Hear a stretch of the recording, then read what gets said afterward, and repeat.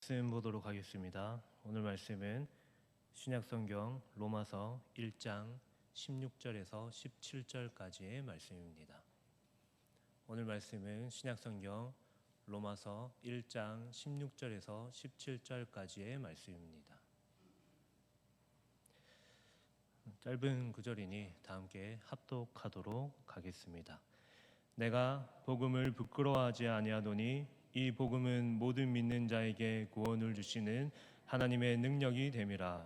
먼저는 유대인에게요 그리고 헬라인에게로다. 복음에는 하나님의 의가 나타나서 믿음으로 믿음에 이르게 하나니 기록된 바 오직 의인은 믿음으로 말미암아 살리라 함과 같으니라. 아멘. 우리는 수많은 정보와 소식 속에서 살아가고 있습니다. 사람들과 함께 있을 때에도 카톡과 메시지와 수많은 알람 속에서 살아갑니다. 누군가와의 대화일 수도 있고 어떤 정보의 소식일 수도 있습니다.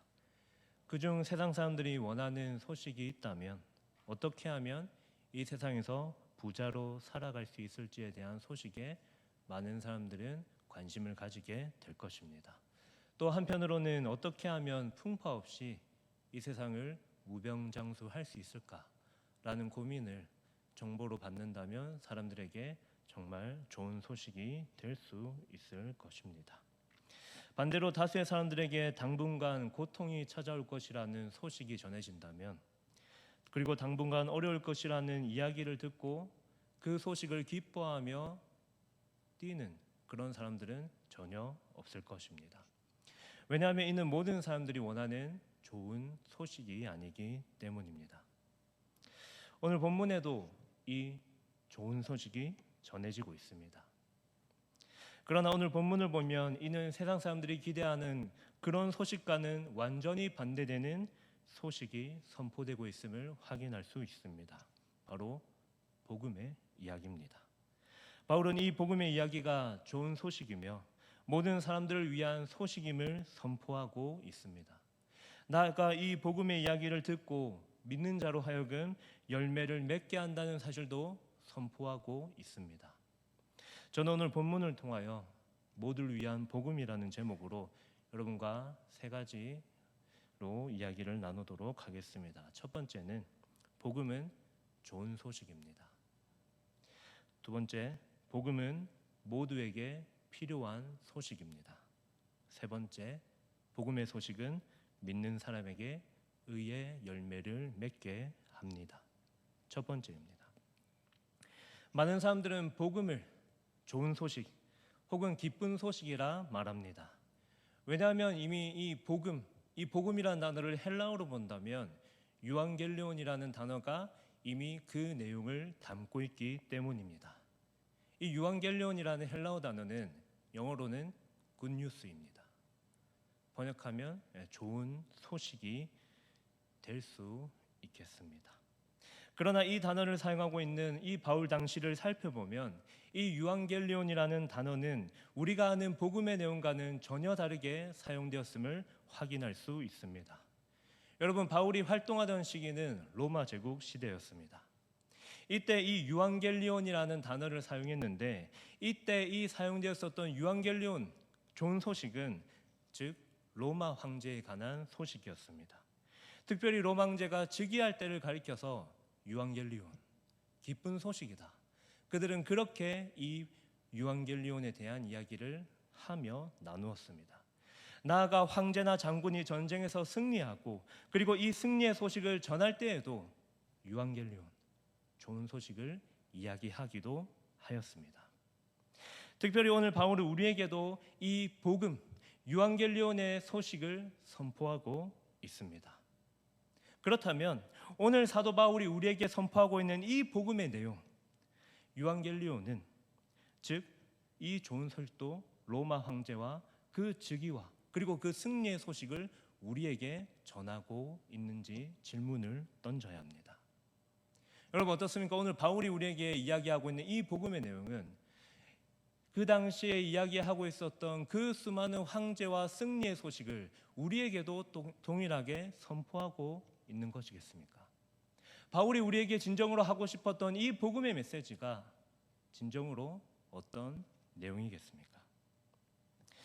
당연히 바울은 로마 황제의 소식을 우리에게 선포하고 있지는 않습니다. 왜냐하면 우리에게 이 로마 황제의 즉위와 그리고 전쟁에서 승리한 내용이 당시를 살아가던 로마 교회 성도들과 그리고 오늘을 살아가는 우리에게 전혀 좋은 소식이 되고 있지 못하기 때문입니다.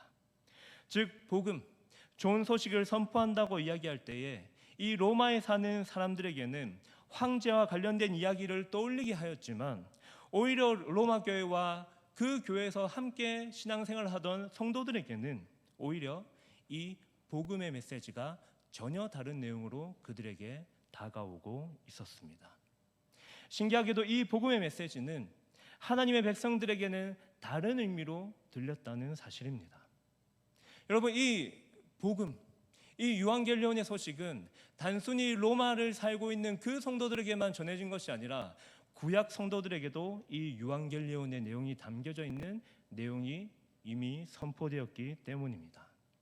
바로 이사야 말씀에서 끊임없이 등장하는 아름다운 소식, 그리고 복된 소식을 이야기하고 있었기 때문입니다. 여러분, 본문 하나 다 같이 읽어보겠습니다. 이사야 52장 7절입니다. 다 함께 읽도록 하겠습니다. 좋은 소식을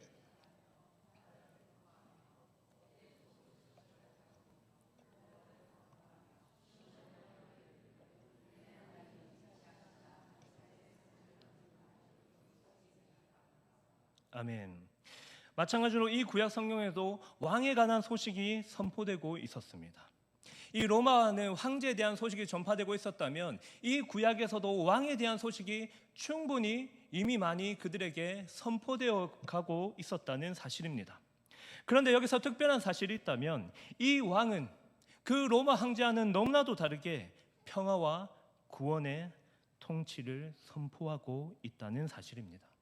그리고 그 왕은 인간의 왕이 아니라 살아계신 하나님의 통치를 이야기하고 있었습니다. 당시 이사야의 말씀을 선포할 때에 이스라엘 백성들이 바벨론의 포로로 잡혀 있을 것을 말하였습니다.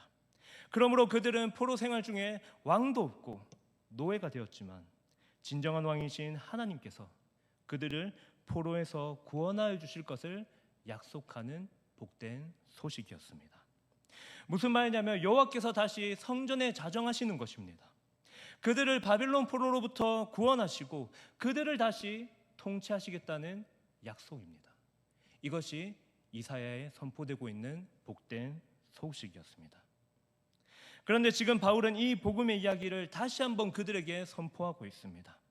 이제 이사야의 약속을 기억하는 이들에게 다시 한번 복음의 소식을 선포하고 있는 것을 우리는 로마서 1장을 통해서 확인할 수 있습니다.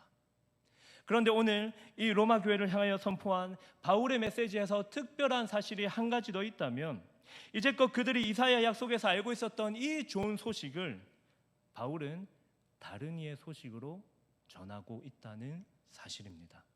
바로 로마서 1장 2절과 7절에서 바울은 그 소식을 이분의 이야기로 바꾸고 있습니다. 그의 아들에 관한 소식으로 선포하고 있습니다. 육신으로는 다윗의 혈통에서 오는 왕, 성결의 영으로 부활하고 하나님의 아들로 오신 분, 이뿐만이 아니라 하나님의 보좌 우편에 앉으신 분, 여호와께서 모든 권세를 가지고 구원과 통치를 약속하신 것은 이제 그의 아들 예수 그리스도를 통하여서 완전히 성취될 것이라는 선포였습니다. 여러분, 이는 로마 황제가 전쟁에서 승리했다는 소식보다 더 확실하고 좋은 소식이었습니다. 자신들을 억압하고 고통 속에 있는 로마의 승리가 아니라 죄와 사망의 권세에 얽매여 있는 자들에게 선포된 구원의 소식이었습니다. 그리고 그들에게 그 이 메시지를 듣는 모든 성도들이 이 메시지를 너무나도 좋은 소식으로 받아들이고 있다는 사실입니다. 그러므로 이 소식을 듣고 믿은 이들이 죄에서 구원받고 새로운 삶을 살아갈 수 있는 능력이 이 소식에는 들어가 있다는 선포입니다. 아무리 이 땅에서 치이고 그들의 현재 삶에서 소망을 찾아볼 수 없더라도 선포된 복음의 메시지를 통하여 참된 소망을 품게 만들었다는 사실입니다. 나아가 이 복음의 메시지는 이 땅에서의 삶만이 전부가 아니라 장차 예수 그리스도처럼 부활할 것이라는 소망을 품게 만드는 소식이었습니다. 그러므로 이 복음이 선포되었을 때 이 메시지를 듣는 사람들에게 이런 소망이 품게 되어지는 것입니다. 나는 더 이상 땅에 얽매이지 않고 새로운 삶을 살아가는 사람이 되었구나. 그러므로 이 모든 사실을 믿는 사람에게 이보다 확실한 승리의 소식이 없었습니다. 여러분, 그렇다면 오늘 이 복음은 누구에게 필요한 소식이겠습니까? 아직 복음을 들어보지 못한 사람들만을 위한 소식입니까?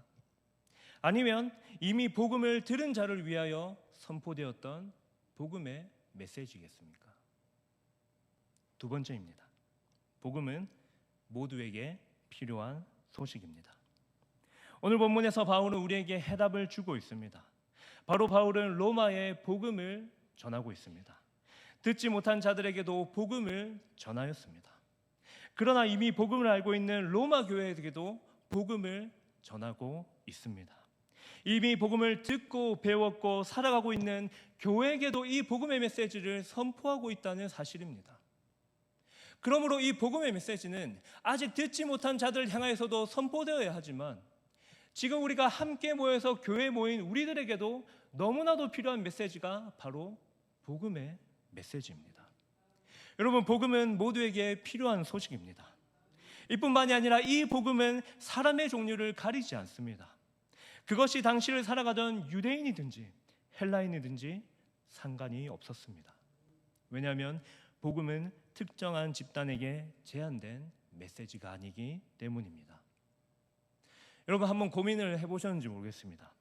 왜 당시 바울이 이 로마 교회에게 이러한 서신을 작성하고 있었겠습니까? 왜 바울은 복음이 모두에게 필요한 소식이라며 그렇게 성장하고 있는 로마 교회에게다 이런 편지를 보냈을까요? 여러분, 당시 로마 교회는 바울이 직접 세운 교회가 아니었습니다. 여러분, 이는 오순절 성령 강림을 통하여서 로마에서 온 유대인들이 그 오순절 성령 강림 때 복음을 듣고 다시 돌아가서 복음으로 세웠던 교회입니다. 그러던 중 로마에 있던 유대인들이 당시 황제의 칙령으로 쫓겨나게 되었습니다. 그러므로 교회에 이제 로마에 있던 이방인 그리스도인들만이 남아있게 되었습니다. 그리고 이 이방인 그리스도인들이 홀로 교회를 이끌어 가야만 하는 상황 가운데 놓였습니다. 그래서 이방인들이 자리를 잡았습니다. 그리고 이 모습이 처음 유대인 그리스도인들에게는 교회를 세워가는 것이 이 이방인들이 세워가는 교회들의 모습들이 그렇게 익숙한 모습이 아니었을 것입니다. 왜냐하면 이 이방인 그리스도인들에게는 이 유대인 그리스도인들만큼이나 할례와 돼지고기와 같은 음식법에 얽매여 있지 않기 때문입니다. 그렇게 이방인들이 교회를 세워나갔습니다. 그렇게 로마 교회가 아주 크게 풍성하게 자라갔습니다. 그러던 중 한 가지 문제가 생겼습니다. 바로 유대인 그리스도인들이 다시로 로마로 돌아오면서 이방인 그리스도인들이 자리 잡은 교회와 갈등이 생겼기 때문입니다.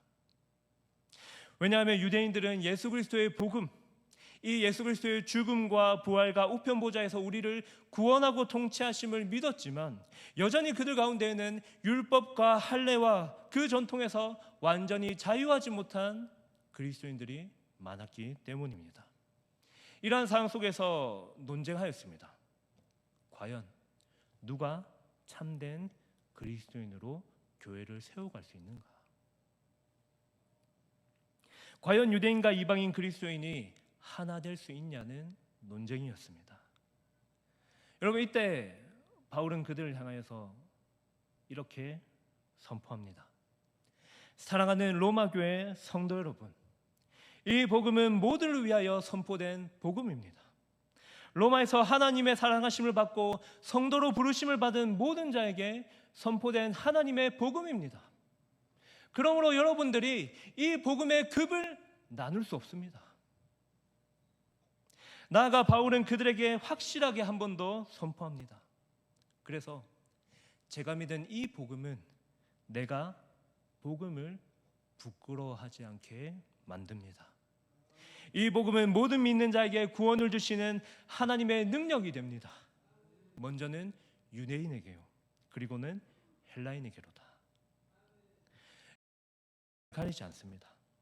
아직 듣지 못한 자들만을 위한 소식이 아니며 이미 복음을 들은 자에게는 해당하지 않는 소식도 아닙니다.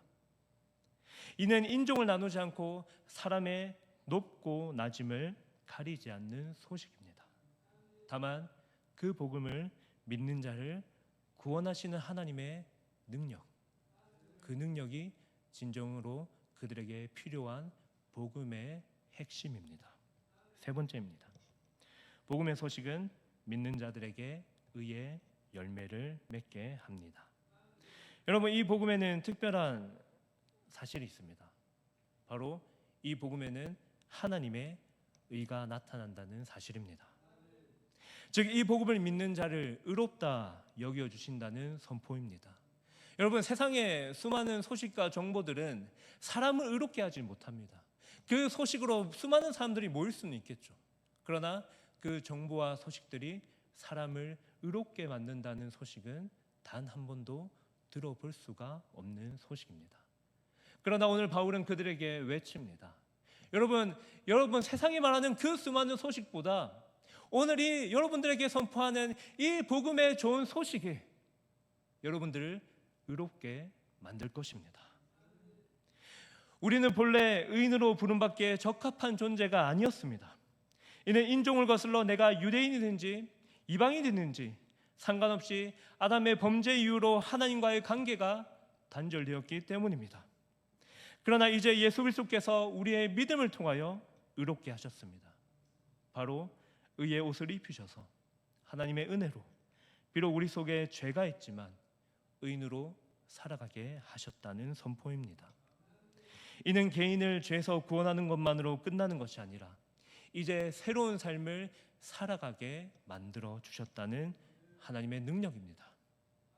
여러분, 어쩌면 이 복음은 구원을 주시는 하나님의 능력인가 동시에 구원은 그저 우리가 그리스도인이 아니었다가 그냥 그리스도인이 되는 것으로 끝나는 것이 아니라 그리스도인의 삶에서 마지막에 있을 최종 구원을 향하여 달려가고 있습니다. 무슨 말이냐면 복음은 우리를 그냥 비그리스도인에서 그리스도인이 되는 정도로 끝나는 것이 아니라 최종 구원의 때까지 우리를 그리스도인으로 계속해서 살아가게 만든다는 사실입니다. 여러분, 이 메시지는 우리에게 우리 모두가 복음이 필요하다는 사실을 강력하게 선포하고 있습니다. 복음을 처음 들어야 되는 그 사람이 복음을 필요한 것이 아니라 지금 이 자리에 함께 모여있는 우리에게도 복음은 필요한 소식입니다. 즉, 복음은 이 땅에서 지속적으로 그리스도인으로 살아가게 만드는 소식입니다. 매일 듣는 복음이 아무것도 아닌 것처럼 느껴질 때도 있지만 이 복음의 소식이 여전히 우리를 그리스도인으로 살아가게 만든다는 사실입니다. 여러분, 바울이 이 놀라운 구원의 은혜를 믿었습니다. 그러므로 과거에 바울은 그리스도를 만나기 전 하나님의 교회를 핍박하였지만 이제는 완전히 달라졌습니다. 왜냐하면 이제 바울은 한 번도 만나보지 못한 로마 교회를 향하여 기도하고 있기 때문입니다. 한 번도 만나보지 못한 이 로마 교회의 아픔을 자신의 아픔으로 두고 기도하며 복음의 메시지를 선포하고 있기 때문입니다. 복음이 아니라면, 복음이 그의 삶을 바꾸지 않았다면 여러분, 어떻게 내가 한 번도 보지 못한 사람을 그 사람을 위하여 기도하고 그 사람에게 복음의 메시지를 선포할 수 있겠습니까? 나아가 바울은 이제 복음을 부끄러워하지 아니하였습니다. 또한 복음으로 인하여 받는 어떤 핍박도 두려워하지 않았습니다. 왜냐하면 복음은 모든 믿는 자에게 의의 열매를 맺게 하시기 때문입니다. 여러분, 이는 앞서 바울이 이야기했던 로마서 1장 13절에서 로마 교회 성도들에게 언급하였던 복음, 의의 열매를 가리킵니다. 그러므로 이 의의 열매는 우리의 삶에 변화를 가져오게 만들었습니다. 본문 하나 같이 읽도록 하겠습니다. 로마서 5장 1절에서 5절의 말씀입니다. 우리 다 함께 읽도록 하겠습니다. 그러므로